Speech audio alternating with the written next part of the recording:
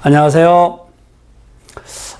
오늘은 지나는 이야기라는 제목으로 이야기를 해볼까 합니다. 요즘에는 이제 이 부동산 매수 시장이 상당히 조용하다라고 말씀드릴 수가 있는데, 근래에 들어서 이 문의 전화가 조금씩 늘어나고 있는 그런 현상입니다.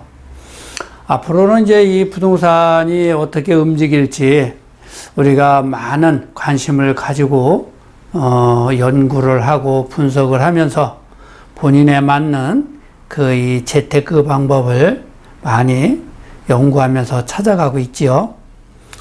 저는 이 중개업에 종사하면서도 많은 공부를 지속적으로 하지만 그래도 때로는 막힘이 많이 있습니다.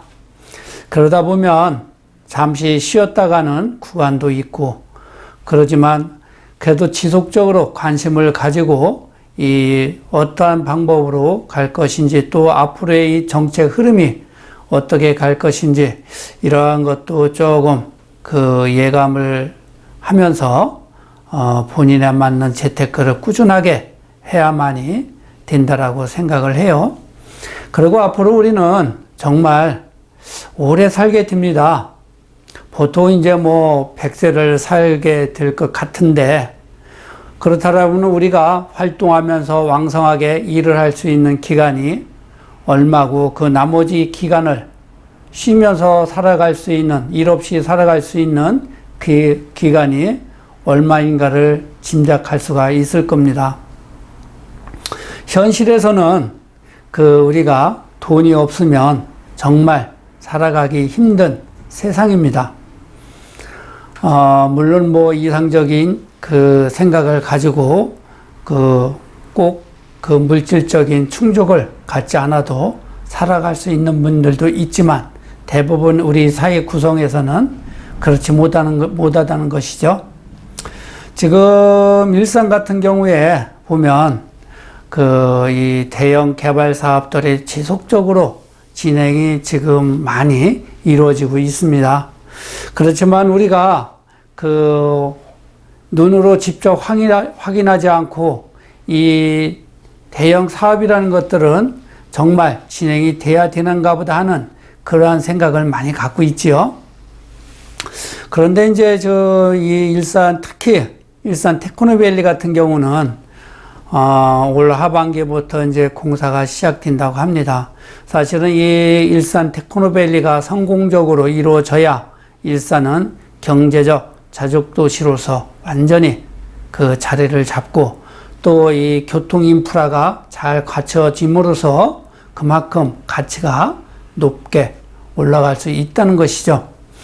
지금 현재 이 일산 테크노밸리 같은 경우는 여기저기 많은 테크노밸리를 지역마다 만든다고 합니다. 그런데 이제 일산에서는 이 특화된 의학, 의료 이런 부분으로서 아마 자리매김을 선두로다가 잡으려고 하는 것 같습니다. 그래서 이제 이 일산의 이 테크노밸리는 이 경쟁력을 높이기 위한 메디컬 바이오 클러스터 조성을 한다고 해요. 그래서 그러한 부분을 위해서 적극적으로 지금 시에서 지원을 하고 있는 것이죠. 그리고 일산에는 잘 아시겠지만 종합병원이 6개나 됩니다. 국립암센터라든가 또 동국대병원, 일산병원, 또 백병원, 여기다 또 명지병원, 그리고 요번에 작년에 개원한 차병원, 마두동, 마두역 옆에 바로 있죠. 이러한 대형 병원이 있기 때문에 정말 우리가 생활하는데 정말 좋습니다. 몸이 갑자기 아프다라고 그러면 택시를 부르면 차 타고 10분 이내에 다 갈 수 있는 그러한 대형 병원이 있기 때문에 나이가 들수록 그러한 환경이 잘 갖추어진 일산이 최고라고 볼 수 있죠. 거기에다 또 주거 환경이 너무나 좋지 않습니까? 그래서 이러한 이 대형 병원을 그 기점으로 해서 이 주력 산업인 메디컬 바이오 분야에 적극적으로 네트워크를 형성을 해서 현실적인 그 분야에 전문 자문을 구하면서 일산 테크노밸리에 성공적으로 이끌어가기 위한 노력을 하고 있다는 것이죠. 그리고 이제 우리가 이제 이 교통 문제죠. 이 교통 문제 같은 경우는 현재 이제 이 GTX는 공사 중에 있기 때문에 23년도에 개통을 목적으로 지금 움직이고 있는데 현실적으로는 아마 조금 늦어지지 않을까 이러한 생각을 합니다. 어찌되었든 이 GTX는 공사가 진행이 되고 있고 또 23년이 아닌 24년에 개통이 된다고 해도 이 GTX라는 것이 개통이 되고 나면 아마 이 부동산에 큰 지각 변동이 분명히 올 것입니다. 또 일산 같은 경우에는 그 이 개통 시점까지 개통 후 1년 이때까지 아마 이 부동산 가격이 꾸준하게 우상향으로 가지 않을까 저는 그렇게 봅니다. 그럴 수밖에 없는 상황이고요. 또 이 GTX뿐만 아니라 좀 전에 말씀드렸던 일산 테크노밸리라든가 요번에 또 방송 영상밸리 단지가 이제 착공을 하게 됐지요. 거기에다가 올 하반기부터 시작되는 이 CJ 라이브 시티 이것도 아마 5, 6월 달에 승인이 떨어질 것으로 알고 있습니다. 거기에다가 또 이 제3킨텍스라든가 또 요번에 국가와 이 경기도 지원을 받아서 짓는 IP 융복합 클러스터 센터 이러한 것들이 2004년이면 모든 게 완공 시점입니다.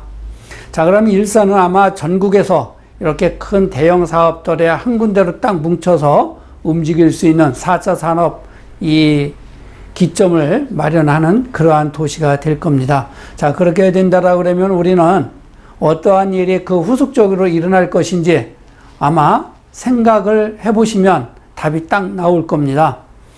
일단은 그러한 그 많은 사업들이 이루어지고 교통 편의가 이루어지고 한다라고 그러면 많은 인구가 유입이 될 것입니다.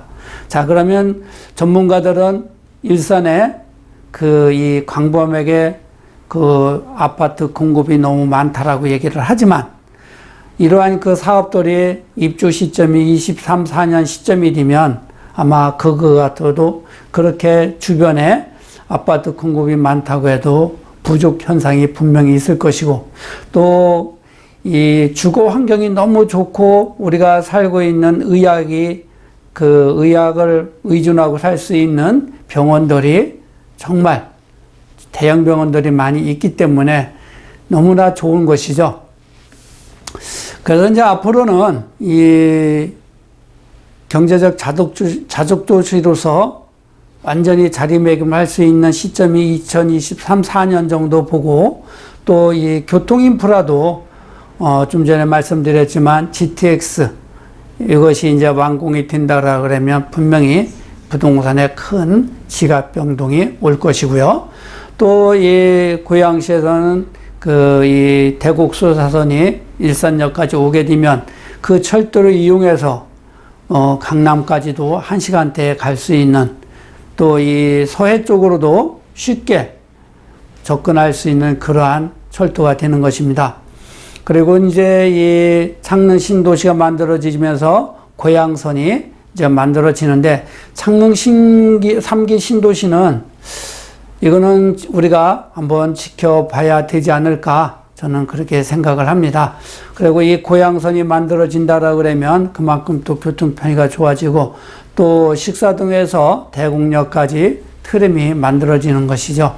이러한 여러 가지의 이 철도 또 인천 2호선이 그 김포로에서 일산 테크노밸리 또 GTX역을 거쳐서 3호선인 주염역과 또 중앙경의선은 일산역을 경유해서 그 탄현까지 들어간다는 것이죠. 이러한 것들은 이제 시간을 가지고 봐야 되지만 그래도 계획이 잡혀서 움직여지면 지역에 미치는 영향이 아주 크다는 것입니다. 그렇기 때문에 우리는 이러한 부동산 시장이 불확실한 상황에서 갈피를 못 잡고 있는 것보다는 그래도 항상 연구하고 그 분야에 적극적으로 대응을 하면서 앞으로의 우리가 살아갈 날이 많이 남아 있기 때문에 재테크를 분명히 하셔야 한다라고 생각을 합니다.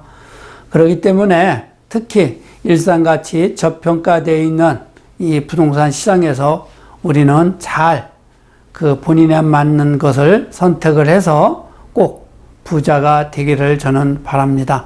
그리고 일산 전반적인 거에 대해서 궁금한 점이 있으신 분들은 저희 사무실을 방문해 주시면 성심껏 제가 발전 상황과 앞으로의 움직임을 말씀을 해 드리겠습니다. 지금까지 지나는 이야기라는 제목으로 앞으로의 일산 발전 가능성에 대해서 간략하게 말씀을 드렸습니다. 감사합니다.